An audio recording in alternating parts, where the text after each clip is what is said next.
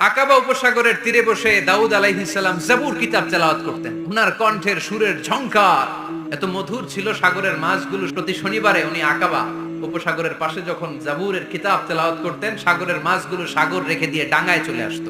এজন্য আল্লাহ বললেন, খবরদার, শনিবার এই এলাকাতে মাছ শিকার করা আমি হারাম ঘোষণা করলাম। এবার দাউদ আলাইহিস সালামের কওমের লোকেরা কৌশল করা আরম্ভ করে দিল। তারা বলল, আল্লাহ বলছে শনিবারে মাছ ধরা হারাম, খবরদার আমরা মাছ ধরবো না, তবে শনিবার আমরা বেড়া দিয়ে রাখবো। তো মাছগুলো যখন তেলাওয়াত করতে আসতো, এরা জাল দিয়ে বেরি দিয়ে রাখতো চারদিকে। শনিবারে ধরতো না, কারণ হারাম।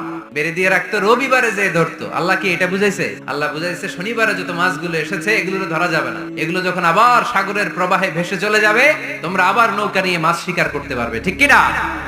ওরা কৌশল করে জাল দিয়ে রবিবারে যেয়ে ধরতো। আল্লাহ বললেন, আমার সাথে কৌশল করেছিস, তোদের উপর আমার লানত, তোরা অভিশপ্ত বানর হয়ে যা। মুহূর্তে পুরো জাতিটাকে বানরে রূপান্তরিত করে দিল কে?